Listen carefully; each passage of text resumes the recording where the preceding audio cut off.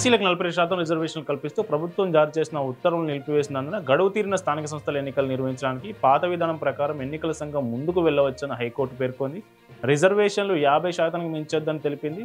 అయితే స్థానిక సంస్థల కాలపరిమితి దాటినప్పుడు రాష్ట్రం, కేంద్రపాలిత ప్రాంతాల్లో ట్రిపుల్ టెస్ట్ నిర్వహించే పరిస్థితులు లేకపోతే ఎన్నికల సంఘం ఆ దమాషా సీట్లను ఓపెన్ కేటగిరీ సీట్లుగా నోటిఫై చేసి ఎన్నికలకు వెళ్లవచ్చంటూ రాహుల్ రమేష్ బాబు కేసులో సుప్రీంకోర్టు 2022లో మధ్యంతరాల ఉత్తర్వులు జారీ చేసింది. దీని ప్రకారమే 42% జీవోను ఈ కోర్టు నిలిపివేసినందున దమాషా సీట్లను ఓపెన్ కేటగిరీ కింద నోటిఫై చేసి స్థానిక సంస్థల ఎన్నికలకు ముందుకు వెళ్లవచ్చని స్పష్టత ఇచ్చింది. బీసీలకు 42% రిజర్వేషన్ కల్పిస్తూ జారీ చేసిన జీవో నంబర్ 9 ఎన్నికల ప్రక్రియకు సంబంధించి జారీ చేసిన 41, 42 అధికరణలకు సంబంధించి ఎన్నికల షెడ్యూల్ నోటిఫికేషన్ సవాల్ చేస్తూ దాఖలైన పిటిషన్లపై ప్రధాన న్యాయమూర్తి justice Aparesh Kumar and justice GM మొహియుద్దీన్తో కూడిన ధర్మాసనం స్టే ఇచ్చిన విషయం మనకు తెలిసిందే. నిన్న అర్ధరాత్రి దాటిన తర్వాత ఆ స్టే కాపీ అందుబాటులోకి వచ్చింది. అందులో ధర్మాసనం ఏం చెప్పిందంటే, వికాస్ కిషన్ రావు గవాలి కేసును పరిగణలోకి తీసుకొని జీవో నంబర్ 9, 41, 42 అధికారులు నిలిపివేస్తూ మధ్యంతర ఉత్తర్వులు జారీ చేస్తున్నాం. ప్రతిపాదనలు లేవనెత్తిన అన్ని అంశాలపై మేము ఇంకా ఎలాంటి అభిప్రాయం వ్యక్తం చేయడం లేదు. ఇప్పుడు ఏదైతే ఎన్నికల ప్రాసెస్ ఉందో దానికి ముందుకు వెళ్ళవచ్చు. అయితే రిజర్వేషన్లు 50%కి మించకూడదంటూ హైకోర్టు చెప్పింది.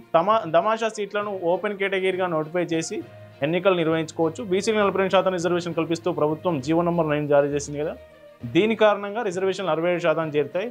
జీవో జారీ చేయకముందుకు ఎస్సీలకు 15%, ఎస్టీలకు 10%, ఓబీసీలకు 25%, మొత్తం 50% రిజర్వేషన్లు ఉండగా ఇవి వికాస్ కిషన్ రావు గవాలి కేసులో సుప్రీంకోర్టు విధించే 50% పరిమితికి లోబడి ఉన్నాయి. ఓబీసీలకు రిజర్వేషన్ కల్పించే ముందు కృష్ణమూర్తి కేసులో పేర్కొన్న ట్రిపుల్ టెస్ట్ విధానాన్ని ఖచ్చితంగా అమలు చేయాల్సిందే. ట్రిపుల్ టెస్ట్కు అనుగుణంగా రాష్ట్రంలో వెనుకబడిన వర్గాలపై సర్వే నిర్వహించడానికి ప్రత్యేకంగా కమిషన్ ఏర్పాటు చేసి కమిషన్ నివేదిక ఆధారంగా రిజర్వేషన్లు కల్పించినట్లు రాష్ట్ర ప్రభుత్వం వాదన వినిపించింది. ఎస్సీ, ఎస్టీ, బీసీలకు 50% పరిమితి అన్నది కఠినమైన నియమం కాదని సవరించుకునే వెసులుబాటు ఉందంటూ వాదించింది.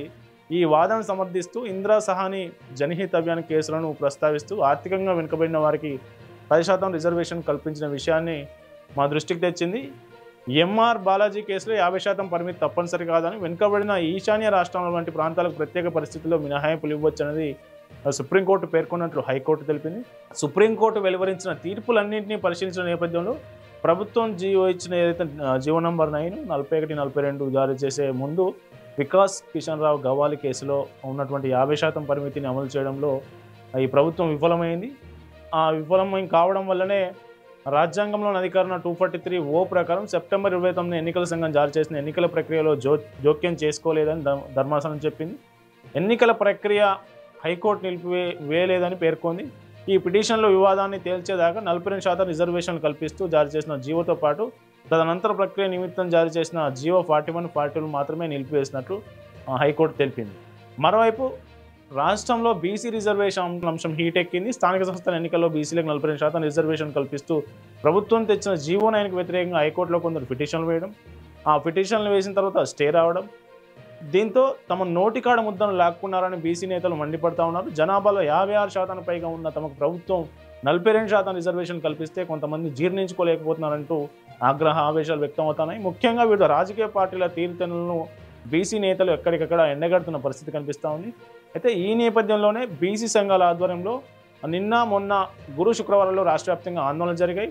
మరోవైపు 13వ తేదీన రాష్ట్రం మీదుగా వెళ్తున్న జాతీయ రహదారులను దిగ్బంధనం చేయాలని, 14న తెలంగాణ వ్యాప్తంగా ఎక్కడికక్కడ బంద్ పాటించాలని బీసీ సంఘాలు పిలుపునిచ్చాయి. నిన్న నిర్వహించిన ప్రెస్ మీట్లో జాతీయ బీసీ సంక్షేమ సంఘం అధ్యక్షులు ఆర్ కృష్ణయ్య మాట్లాడుతూ బీసీలను అవమానించారని, హైకోర్టు స్టేకు వ్యతిరేకంగా బీసీ సమాజం మొత్తం పోరాటంలో భాగం కావాలని పిలుపునిచ్చారు. ఇన్ని రోజులు హక్కుల కోసం పోరాడినాం, ఇప్పుడు ఆత్మ గౌరవం కోసం అవమానానికి వ్యతిరేకంగా పోరాటం.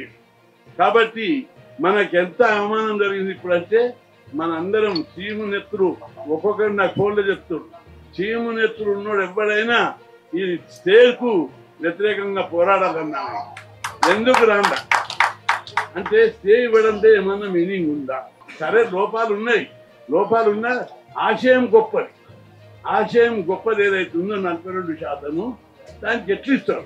మొదటి రోజే ఇవ్వాలి లోపాలు ఉంటే, రెండవ రోజు ఇవ్వాలి, మూడవ రోజు ఇవ్వాలి, సుప్రీంకోర్టు రిజెక్ట్ చేస్తే వచ్చినాక ఇవ్వాలి. ఒక రోజు బిఫోర్ స్టే ఇచ్చే కంటే ముందేమన్నది కోర్టు, ప్రాసెస్ స్టార్ట్ అయింది, మేము ఇవ్వమన్నారు. ప్రాసెస్ స్టార్ట్ అయింది, అప్పటికి ఇక కాలేదు. అయితే తెల్లారి నోటిఫికేషన్ వేసింది. నోటిఫికేషన్ వేసినాక స్టే ఇచ్చారు. మన వాళ్ళు అనేక చోట్ల నామినేషన్లు వేశారు. నామినేషన్ వేసినాక అది వేయడం అంటే అన్నం ముద్ద నోటి కాడికి వెళ్ళి గుంజుతున్నారు. నోటి కాడ అన్నం ముద్ద గుంజుకుంటే ఏంటిది? అది అవమానం.